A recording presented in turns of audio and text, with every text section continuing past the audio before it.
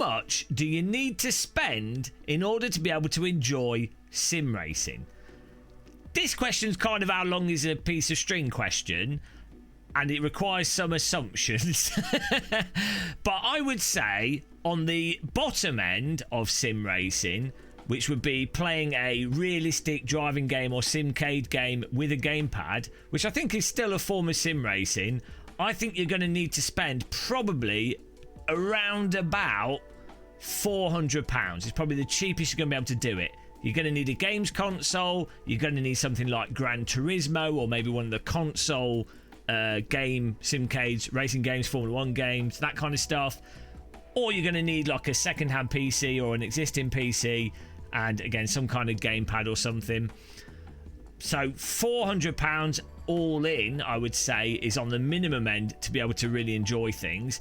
If you're then talking about you want to do like actual steering wheel driving, so more literal simulation, I think you're going to be talking, again, this is all in, assuming you have nothing, you're probably talking around about £1,500. So that's, you've got a PC, you've got a games console, and then you may be spending about £150 to £300 on a steering wheel and pedals combo. So one of the budget Moser solutions, one of the Logitech solutions, one of the Fanatec solutions, SimMagic, that kind of thing.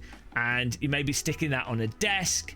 No sim rig or anything. I think you can actually, with that type of solution, you can get a hell of a lot of enjoyment. You can learn all the basics of driving, you can do all the fundamentals, you can access all the games, and you can be really immersed in feeling what the car's doing and literally using the steering wheel, developing pedal techniques.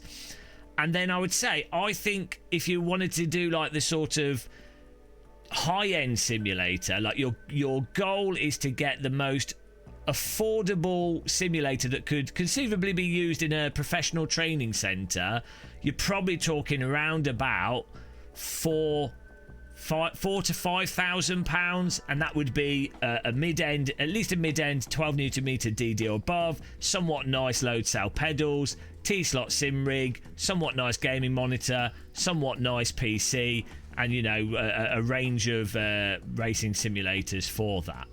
On the super duper high end, if you wanted to have like the equivalent of absolute top end equipment, pragmatically the top end, I don't mean luxurious like what you would see at theme parks or those crazy motion rigs, but pragmatic top end, I think you're talking around about £8,000 to £10,000. But yeah, it's how long is a piece of string. Crucially, I think you can just get into it with a gamepad, and it's bloody enjoyable. Gran Turismo on a gamepad really captures a lot of the essence of driving, and it's one of the things with Gran Turismo especially, but even the like Forza Horizon and stuff, they're really good on a gamepad. They really do capture a lot of the essence there for a very good price.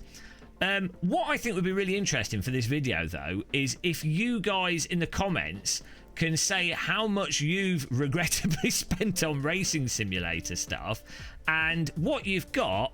And then if you're happy with that, or if you feel like you need to spend more money, or you know, you feel like you're not quite there yet with what you actually want, or if you feel like you've overspent, or if you feel like if you're just totally happy with everything and what you spent, I think it'd be really interesting to see those numbers. Me personally, I turned sim racing into my job, so I don't know where I think I'm winning. It's negative money. Become an idiot YouTuber, waste your life, spend 230 hours a month live streaming, and then make stupid question answering videos, and sim racing costs you nothing apart from your sanity, your free time, and your dignity. But that's all. Price well worth paying. There you go. That's this video. Thanks for watching. See you in the comment section. See you in the next live stream. Happy tea drinking. Take care. And goodbye.